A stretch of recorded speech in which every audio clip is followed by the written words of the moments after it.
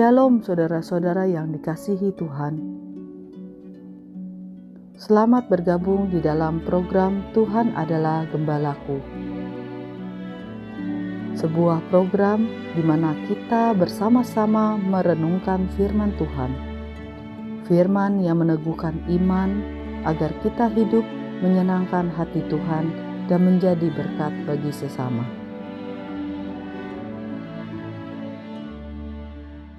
Shalom saudara-saudara yang dikasihi oleh Tuhan.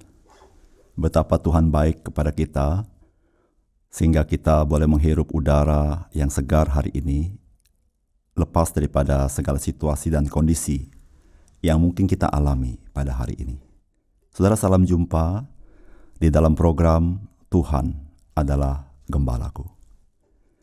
Saudara-saudara yang dikasihi oleh Tuhan, berapa banyak orang di dunia ini sedang mengalami kemurungan yang sangat berat karena orang-orang yang dia pikir sangat dekat dengan dia, orang-orang yang dia pikir selalu menopang dia, orang-orang yang dia pikir adalah sahabatnya, mulai meninggalkan dia.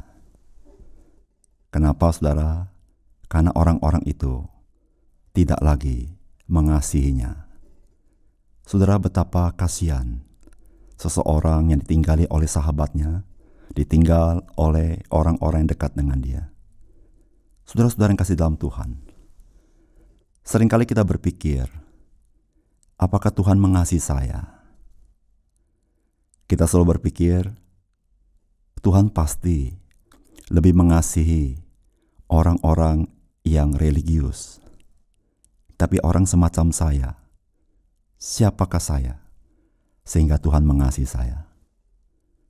Saudara-saudara, inilah kita renungkan pada hari ini dari firman Tuhan di dalam Injil Matius pasal yang keempat ayat 12 sampai 17.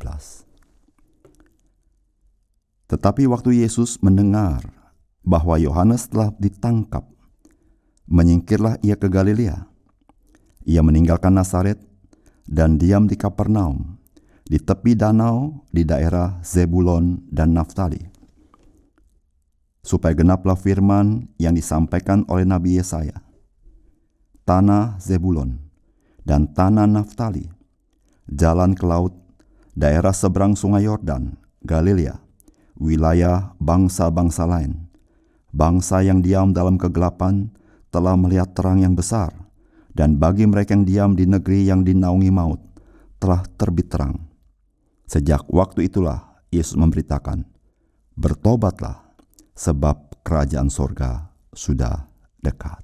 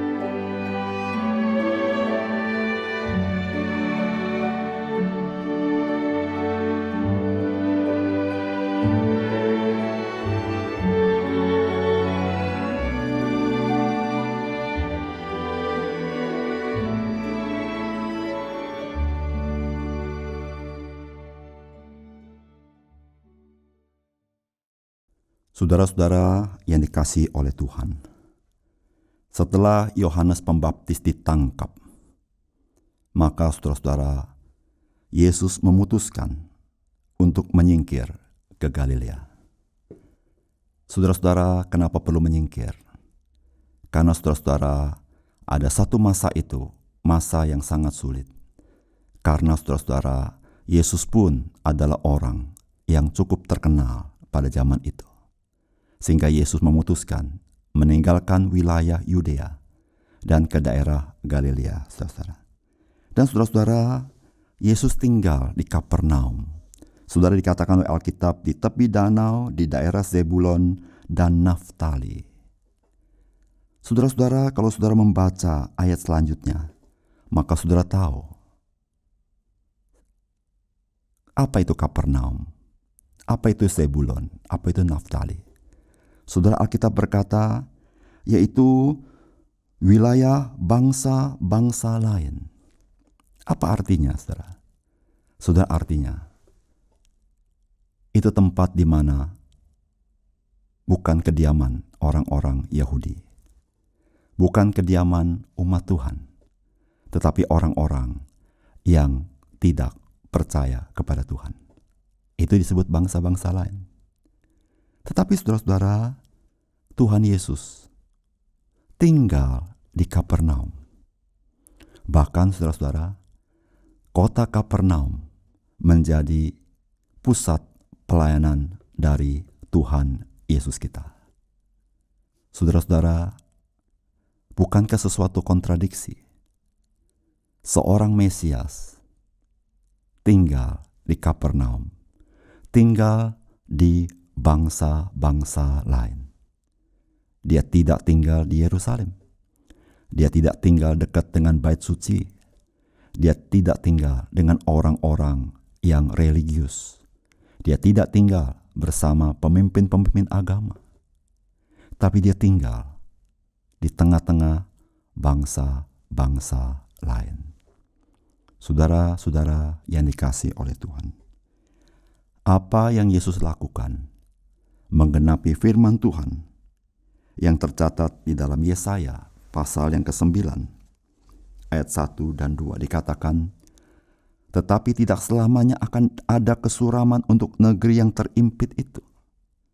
Kalau dahulu Tuhan merendahkan tanah Zebulon dan tanah Naftali, maka di hari kemudian Ia akan memuliakan jalan ke laut, daerah seberang sungai Yordan, wilayah bangsa-bangsa lain. Bangsa yang berjalan di dalam kegelapan telah melihat terang yang besar. Mereka yang diam di negeri kekelaman, atasnya terang telah bersinar. Saudara-saudara yang dikasihi Tuhan, apa artinya telah melihat terang yang besar? Artinya, saudara-saudara, Tuhan Yesus ada di tengah-tengah mereka. Saudara-saudara, Tuhan Yesus ada di mana, saudara? Ada di tengah-tengah bangsa yang hidup dalam kegelapan. Saudara-saudara yang kasih dalam Tuhan, bukankah ini kabar baik-baik kita?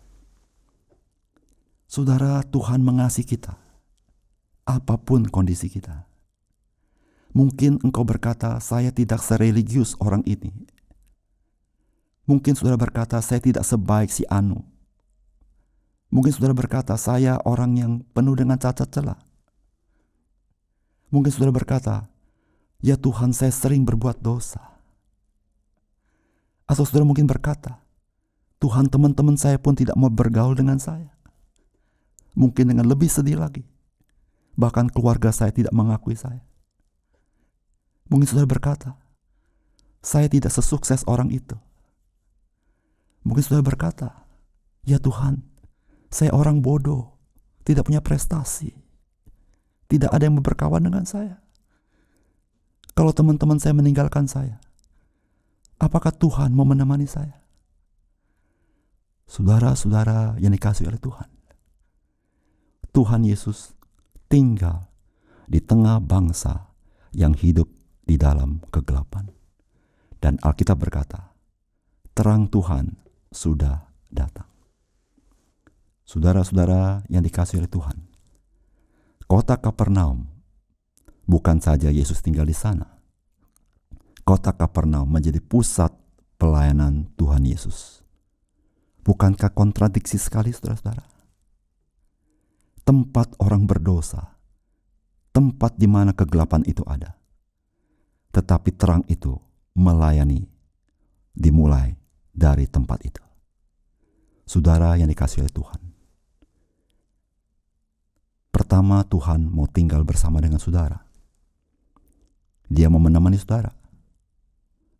Dia tidak meninggalkan saudara. Dia ada bersama saudara. Dia tetap mengasihi saudara, apapun kondisimu. Dia ingin menerangi hidup saudara. Saudara, bukankah ini kasih yang ajaib? Engkau tidak perlu putus asa. Engkau tidak perlu minder. Karena Tuhan mengasihi engkau. Yang kedua, saudara-saudara. Saudara, Tuhan mau memakai hidup saudara. Apapun kondisimu, sebagaimana kondisi Kapernaum, Tuhan memakai kota ini menjadi pusat pelayanannya. Saudara-saudara, apapun kondisimu, Tuhan mau terima engkau. Dan Dia memakai hidupmu bagi pekerjaannya.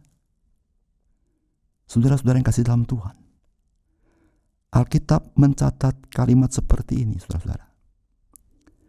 Sejak waktu itulah Yesus memberitakan, bertobatlah sebab kerajaan sorga sudah dekat.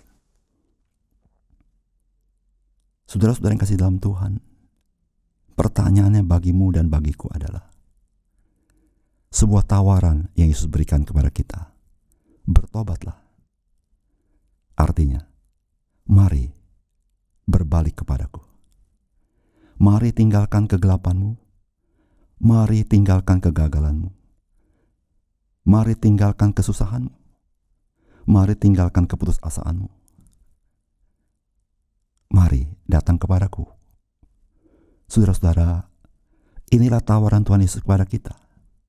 Dan bagi kita yang bersedia, kita bisa dipakai bagi kemuliaan Tuhan, menjadi perangkat-perangkat yang berharga di mata Tuhan. Saudara-saudara, maukah engkau alami seperti itu?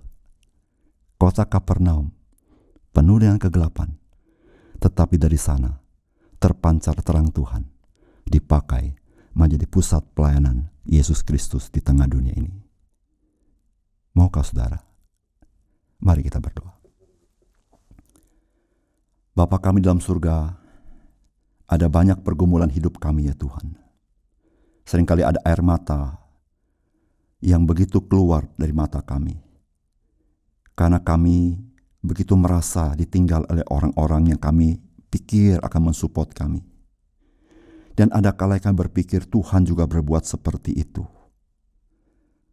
Karena ya Tuhan, ketika kami melihat diri kami selalu melihat kami begitu lemah, kami begitu gagal, kami begitu tidak layak, kami begitu hidup ada dosa-dosa yang kami perbuat.